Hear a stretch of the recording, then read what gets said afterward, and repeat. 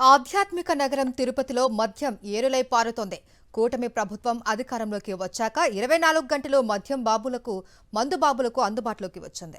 ఖజానా నింపుకోవడమే లక్ష్యంగా మందు ఏరులై పారిస్తోంది. సంపద సృష్టిస్తాను అని గొప్పలు చెప్పుకున్న బాబు మందు పోసి మధ్యతరగతి ప్రజల జీవితాలు గుల్ల చేస్తున్నారు. తిరుపతి పవిత్రతకు భంగం కలిగించేలా 24 గంటలు మద్యం దుకాణాలు నడుపుతున్నారు. ఏపీని మధ్యాంధ్రప్రదేశ్గా మార్చేశారు కూటమి పాలకులు. కూటమి ప్రభుత్వం తీరుపై వైఎస్ఆర్సీపీ నేత భూమన అభినయ్ రెడ్డి తీవ్రంగా మండిపడ్డారు. మరింత సమాచారం మా ప్రతినిధి విజయమూర్తి అందిస్తారు. టెంపుల్ సిటీ తిరుపతి నగరంలో ఉదయం 5 గంటలకే మద్యం షాపులు బార్లా తెరుచుకుంటూ ఉన్నాయి. ప్రపంచ ప్రఖ్యాతిగాంచినటువంటి ధార్మిక క్షేత్రం తిరుపతి నగరానికి దేశం నలుమూలల నుంచి కూడా యాత్రికులు వస్తూ ఉంటారు. తిరుమల శ్రీవారి దర్శనానికి వెళ్తూ ఉంటారు. కానీ ఇక్కడ రైల్వే స్టేషన్ పక్కనే యొక్క మద్యం దుకాణం తెల్లవారుజామున 5 గంటలకే తెరవడంతో వైఎస్ఆర్ కాంగ్రెస్ పార్టీ తిరుపతి ఇన్ఛార్జ్ భూమన అభినయ్ రెడ్డి నేతృత్వంలో తిరుపతి నగరంలో మద్యం ఏ విధంగా ఏరులే పారుతోందో ప్రత్యక్షంగా ప్రజలకు చూపించేటువంటి ప్రయత్నం చేస్తూ ఉన్నారు. ఒక తిరుపతి నగరంలో సకాలంలో తాగునీరు అందించలేనటువంటి ప్రస్తుత కూటమి ప్రభుత్వం మద్యం మాత్రం అందుబాటులో ఉంచుతోంది. దీన్ని ఏ విధంగా చూడాలి సార్? ప్రపంచ ప్రఖ్యాతిగాంచిన ధార్మిక క్షేత్రంలో ఎలాంటి అపచారాలు జరుగుతూ ఉన్నాయి?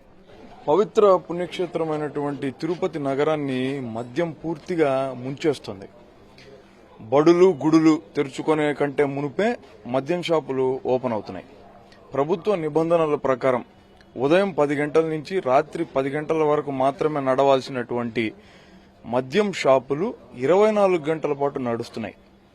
ఇదేదో ఇక్కడ ఈ మద్యం షాపుకు మాత్రమే పరిమితమైనటువంటి విషయం కాదు. ఇది తిరుపతిలో ఉన్నటువంటి అన్ని మద్యం షాపులు ఇలా 24 గంటల పాటు నడుస్తూ ఒక్కొక్క మద్యం షాపు ఒక బారుగా మారిపోతుంది. దీన్ని ఫుట్ ఓవర్ బ్రిడ్జ్ అది రైల్వే స్టేషన్ లో ఉన్నటువంటిది. అంటే రైల్వే స్టేషన్ నుంచి వచ్చినటువంటి యాత్రికులు చూసేటటువంటి మొట్టమొదటి దృశ్యం ఇక్కడ తాగుబోతులు కూర్చొని మద్యం తాగుతూ ఉండడం. ఒక ఆయన పూర్తిగా తాగేశాడు. ఆయన హైదరాబాద్ నుంచి వచ్చారంట. దర్శనానికంటే మునుపు ఈ వైన్ షాప్ లో మందు తాగడానికి వచ్చాడు. ఇది పరిస్థితి. తాగుతున్నాం దిగుతుంటే కనపడుతుంది. మాది ఖమ్మం జిల్లా. చంద్రబాబు నాయుడు గారు ఖజానా నింపుకోవడంలోనే ఉంటాడు. మద్యం షాప్ లో నుంచి మద్యం షాపు 5:20కే తెరిచినారు. 5:20 నుంచి రాత్రి 10 వరకు తెరుచుకుంటే ఆడవాళ్లుగా ఉండి మగవాళ్లు తాగి ఇక్కడే పడిపోతా ఉంటారు. హైదరాబాద్ నుంచి వచ్చినారు. హైదరాబాద్ నుంచి వచ్చి తిరుమల గుండు చేయించుకోవడానికి వస్తే ఇక్కడ తాగి ఈడే పడిపోయినాడు. ఆయన ఎప్పుడు ఇల్లు చేరుకుంటాడు? ఎప్పుడు పోయి గుండు చేయించుకుంటాడు? ఇది ఏమన్నా పద్ధతిగా ఉందా? చంద్రబాబు నాయుడు గారు మీరు ఎంతసేపు ఉన్న ఖజానాలు నింపుకోవడంలోనే ఉంటారు గాని ఏంది ఇది పద్ధతి? మానుకో చంద్రబాబు నాయుడు గారు. కుటుంబాలు ప్రత్యేకించి మద్యానికి బానిసైపోయి గులా చేసుకుంటున్న పరిస్థితి. ఒక మహిళగా చెప్పండి, ఏం జరుగుతోంది అసలు ఈ తిరుపతి నగరం?